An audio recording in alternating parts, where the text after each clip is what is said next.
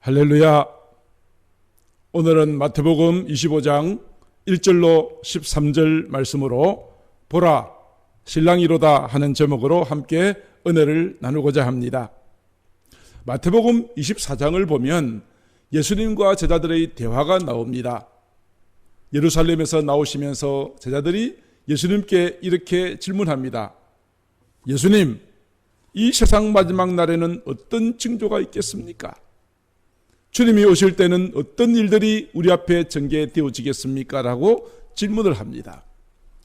이에 대하여 예수님께서는 24장에서는 재림의 징조에 대한 말씀을 하셨습니다. 그리고 25장에 가서는 세 가지의 비유를 드셨습니다. 마지막 때의 징조에 대하여 예수님께서 가장 자주 언급하시고 강조하신 내용은 너희가 사람의 미혹을 받지 않도록 주의하라는 것이었습니다. 오늘 마태복음 24장 4절에 너희가 사람의 미혹을 받지 않도록 주의하라. 많은 사람이 내 이름으로 와서 나는 그리스도라 하여 많은 사람을 미혹하리라. 거짓 선자가 많이 일어나 많은 사람을 미혹하겠으며 라고 강조하고 있습니다. 마지막 때가 되어지면 거짓 선지자들과 이단과 사이비들이 판을 치게 될 것인데 너희는 그들로부터 미혹을 당하지 않도록 주의하라는 말씀입니다. 25장에 가서는 예수님께서 마지막 때에 일어날 일들에 대하여서 세 가지 비유를 말씀하셨습니다. 첫 번째는 열 처녀의 비유요, 두 번째로는 달란트의 비유요, 세 번째로는 양과 염소의 비유입니다. 이 세 가지 비유를 통해서 장차 마지막 때가 되어지면 두 종류의 무리로 나누어지게 될 것을 말씀하셨습니다. 열처녀의 비유를 통해서는 설기 있는 처녀와 미련한 처녀로 나누어지고, 달란트 비유를 통해서는 칭찬받는 종과 책망받은 종으로 나누어지게 되고, 양과 염소의 비유를 통해서는 양에 속한 자와 염소에 속한 자로 나누어지게 될 것을 말씀하십니다. 오늘 제가 드리고자 하는 말씀은 예수님의 세 가지 비유 가운데 첫 번째 열 처녀의 비유에 대하여 말씀을 드리고자 합니다. 오늘 본문 1절을 보면은 모두 열 처녀 모두가 손에 등을 들고 신랑을 맞이하러 갔다라고 말하고 있습니다. 오늘 이 비유에서 나타난 신랑 그리고 열 처녀는 우리에게 무엇을 말씀하시는가? 신랑은 다시 오실 예수님을 의미합니다. 그리고 열 처녀는 그 예수님을 기다리고 있는 성도들을 의미하는 것입니다. 자, 그런데 열 처녀 모두 손에 등을 들고 신랑을 맞이하러 갔습니다. 들고 있는 등은 똑같습니다. 그들이 나와서 기다리는 분도 똑같습니다. 신랑 되신 우리 주님이십니다. 그런데 오늘 본문 3절은 이렇게 말합니다. 미련한 자들이 있고 슬기로운 자들이 있다. 신랑을 맞이하기 위해서 등을 들고 나갔지만 미련한 자는 등만 들고 나가고 기름을 준비하지 않았고, 그리고 슬기 있는 자는 그릇에 기름을 담아 등에 함께 가져갔다라고 말하고 있습니다. 오늘 예수님은 분명히 말씀하십니다. 기름을 준비한 자는 슬기 있는 자요, 기름을 준비하지 않은 자를 미련한 자라고 말씀하고 있다는 사실입니다. 그렇다면 여기에서 등은 무엇을 말하고 또 기름은 무엇을 말하는 것일까요? 오늘 말씀에서 열 처녀가 들고 있는 등은 하나님의 말씀을 의미합니다. 시편 109편 105절에 이렇게 말하죠. 주의 말씀은 내 발의 등입니다. 어둠을 밝히는 등, 내 앞길을 인도하는 등이 바로 주님의 말씀이라고 말합니다. 그 내 말씀을 받기는 받았지만은 그 속에 기름이 있어야 계속 그 불꽃이 타오를 것 아닙니까? 기름은 무엇을 의미합니까? 성령님을 의미합니다. 요한일서 2장 27절을 말합니다. 너희는 주께 받은 바 기름 부음이 너희 안에 거한다. 우리 주님께서 하늘로 올라가시기 전에 제자들에게 약속하신 것이 있으시잖아요. 내가 너에게 성령을 보내어 주리라. 오늘 그 주님께서 주신 성령님의 충만한 은혜가 기름으로 비유되어지고 있습니다. 그래서 기름을 준비하지 않았다는 것은 바꾸어 말하면 무엇입니까? 성령의 충만함을 받지 못하였다는 사실을 말합니다. 어떤 사람은 성경에 대한 지식은 있습니다. 그러나 말씀에 대한 확신이 없습니다. 말씀을 듣기만 하고 행하지 않습니다. 입으로는 주님의 이름을 부르고 사랑한다 말하지만 그 마음 속에는 세상을 사랑하는 마음과 온갖 정욕과 이기심으로 가득 차 있습니다. 그렇다고 그들이 교회 생활을 하지 않는 것은 아닙니다. 그들도 함께 예배에 참여합니다. 함께 봉사합니다. 그렇지만 진정한 감사가 없습니다. 은밀한 가운데 보시는 하나님을 의식하기보다는 눈에 보이는 사람들을 의식합니다. 진리를 따라 좁은 길로 걸어가려고 하지 않습니다. 이런 사람들은 기름을 가지지 않은 성령의 인도함을 받지 못하는 자들의 모습이 바로 기름을 가지지 않는 다섯 처녀의 모습과 같다는 것입니다. 그렇다면 기름을 준비한 자는 어떤 모습을 보일까요? 앞에 있는 것과 전혀 반대가 되겠죠.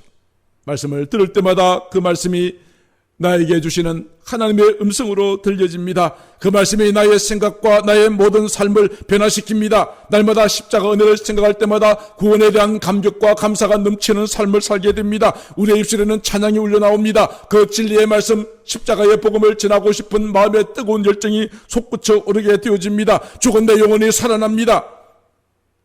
날마다 말씀의 인도함을 따라서 주님 가신 그 길을 걸어가고자 하는 마음, 먹든지 마시든지 무엇을 하든지 주님의 영광을 위해서 살고자 하는 마음을 가진 자가 기름을 준비한 자, 날마다 성령의 충만함을 입은 자의 모습인 것입니다. 또 한 가지, 기름이 있느냐 없느냐 말고 또 한 가지가 있습니다. 5절에 이렇게 기록하고 있죠. 신랑이 드디 오므로 다 졸며 자고 있다고 이야기했습니다. 그렇습니다. 주님 오실 때가 되면 두 종류의 사람이 있을 것입니다.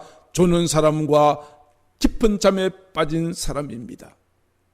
조는 사람은 어떤 상태입니까? 자지 않으려고 애를 쓰는데 피곤하니까 어쩔 수 없이 눈을 깜빡거리는 상태입니다.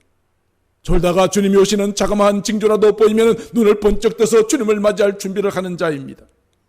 그러나 깊은 잠에 빠진 사람은 이와 같지 않습니다. 재림의 징조를 보지도 못하고 깨닫지도 못합니다. 내게 기름이 없다는 사실을 전혀 알지 못한 채 주님이 오실 그때를 준비하고 있지도 않습니다. 천국을 소망하지도 않습니다. 현실의 삶에 안주하고 있는 자가 잠들어 있는 자입니다. 이와 같이 주님의 판단 기준으로 설기 있는 자와 미련한 자의 차이가 무엇입니까? 네게 성령으로 충만한 삶을 살고 있느냐? 너는 지금 깨어있느냐 잠들어 있느냐, 이것이 설기 있는 자와 미련한 자의 중요한 차이점이 되는 것입니다. 열처녀가 이와 같이 등을 들고 신랑을 맞이할 준비를 합니다. 신랑이 드디어 옵니다. 졸고 있을 때 하늘에서 소리가 들려옵니다. 그 시간은 밤중이라고 말합니다. 밤중에 소리가 납니다. 모두가 다 잠들어 있을 때 영적으로 깊은 잠에 빠져 있는 그 시간에 들려오는 소리가 무엇입니까? 보라, 신랑이로다, 맞으러 나오라. 앞으로 우리 이 땅의 모든 사람들이 이 음성을 들을 때가 올 것입니다. 그런데 깊은 잠에 빠져있는 미련한 처녀들은 자다가 들려오는 이 소리가 마치 도둑같이 임하게 되는 날이 되는 것입니다. 사도 바울은 데살로니가전서 4장 5장 4절로 6절에서 이렇게 말합니다. 형제들아, 너희는 어둠에 있지 아니하며 그날이 도둑같이 너희에게 임하지 못하리니 너희는 다 빛의 아들이요 낮의 아들들이라. 우리가 밤이나 어둠에 속하지 아니하나니 그러므로 우리는 다른 이들과 같이 자지 말고 오직 깨어 정신을 차릴지라.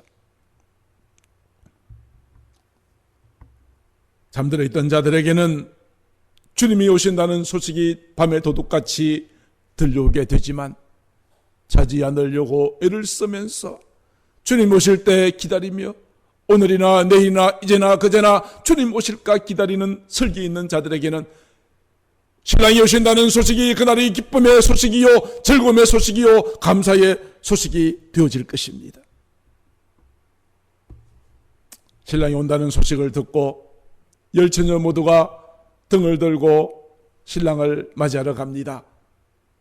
처음에는 열처녀 모두의 등불이 환하게 비쳤습니다만 웬일입니까? 신랑이 올 때가 되었는데 보니까 다섯 처녀는 등불이 꺼져갑니다. 기름이 다 떨어졌습니다. 기름을 준비하지 않았습니다. 깊은 잠에 빠져 있었습니다. 그래서 옆에 있는 사람에게 기름을 좀 나누어 달라고 합니다만 거절을 당합니다.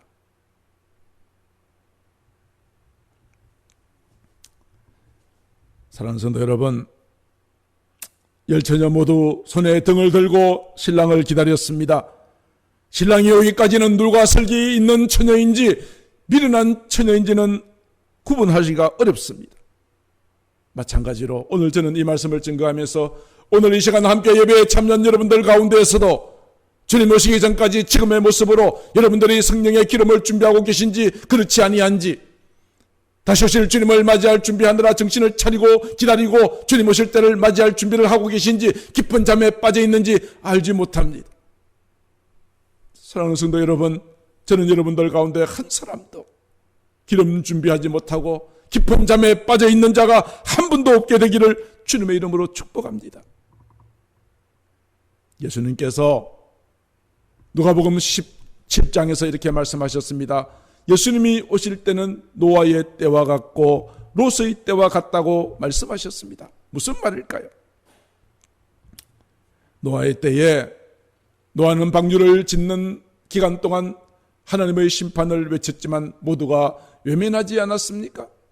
하나님께서 홍수로 심판하실 것을 외쳤지만 저들은 오히려 조롱하고 비웃었습니다. 먹고 마시고 시집가고 장가가는 일에만 정신이 팔려 있었습니다. 그런데 갑자기 하늘에서 소나기가 쏟아지고 그 당시에 모든 사람들이 야, 이 큰일 났구나, 노아가 말한 대로 정말 홍수의 심판이 있게 될 것을 깨달았을 때는 이미 때는 늦었습니다. 하나님께서 이미 방주의 문을 닫아버렸기 때문입니다. 롯의 때도 마찬가지입니다. 소돔과 고모라 성에 사는 모든 사람들이 하늘에서 불과 유황이 내리기 전까지는 깨닫지 못하고 있었습니다. 그러나 불과 유황이 자기들이 사는 성에 떨어진다는 사실을 성에 있는 모든 사람이 다 알았을 때는 이미 때가 늦었습니다. 그들은 피하지 못하고 모두 멸망을 당하고 말았습니다. 사랑하는 성도 여러분, 지금 이 시대에 우리 주님이 오실 때가 가까이 왔다는 수많은 징조들이 나타나 보여지고 있지 않습니까? 수많은 이단과 사이비들이 활기를 치고 있습니다.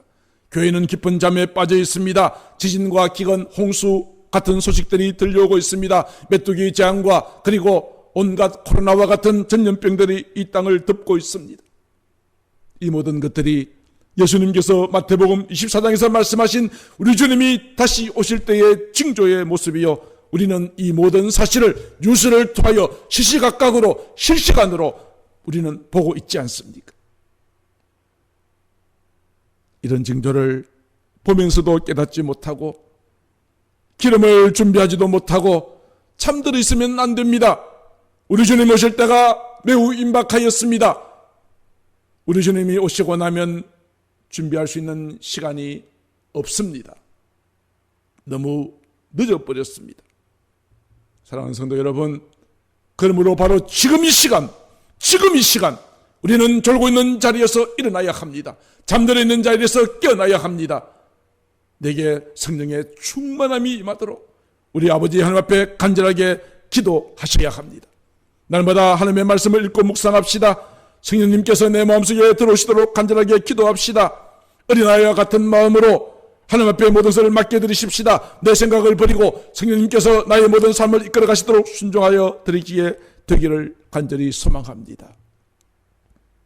많은 사람들이 성령을 구하여도 받지 못하는 이유가 있습니다. 왜 그렇습니까?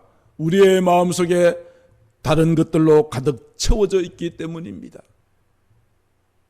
세상을 사랑하는 마음, 남보다 높아지고자 하는 마음, 더럽고 추악한 생각들로 내 마음이 가득 채워져 있으니까 성령께서 들어올 자리가 없는 것 아니겠습니까? 그래서 예수님께서 누가복음 21장 34절에서 이렇게 말씀하십니다. 그러므로 너희는 스스로 조심하라. 그렇지 않으면 방탕함과 술 취함과 생활의 염려로 마음이 둔하여지게 될 것이고 뜻밖의 그날이 주님의 재림의 날이 뜻과 같이 너에게 임하게 될 것이라고 말씀하셨습니다.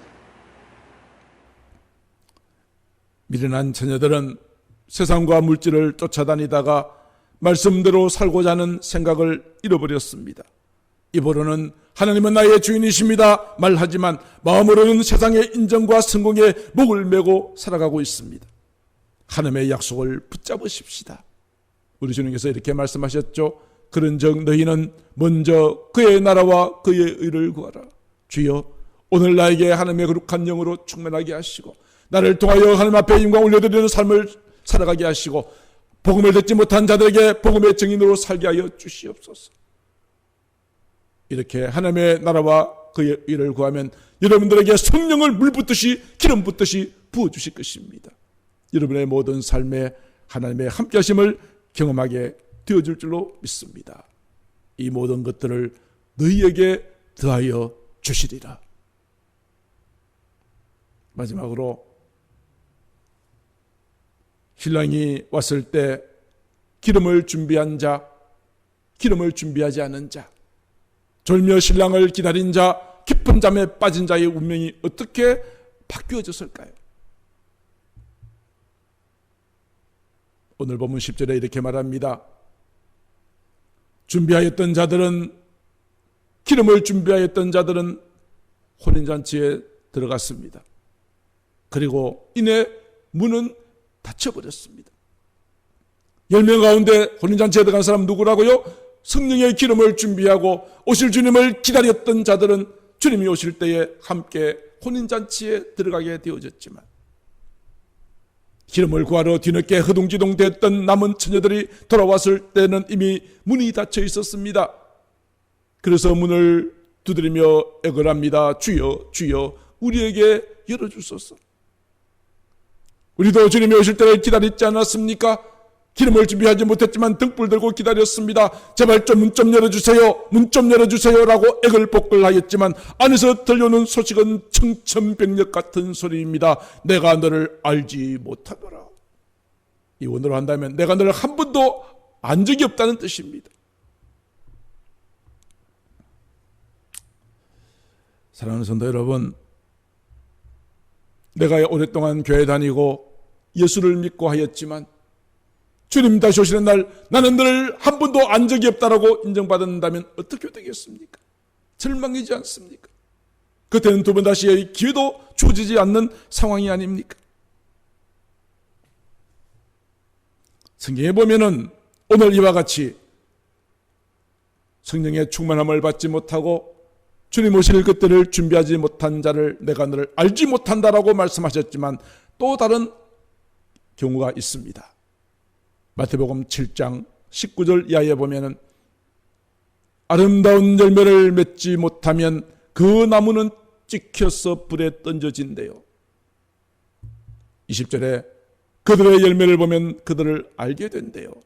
이 말씀을 하시고 21절에 이렇게 말씀하십니다. 나더러 주여 주여 하는 자마다 다 천국에 들어갈 것이 아니래요.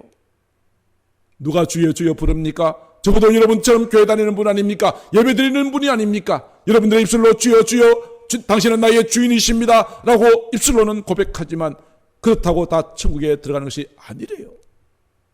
어떻게 해야 된다고요?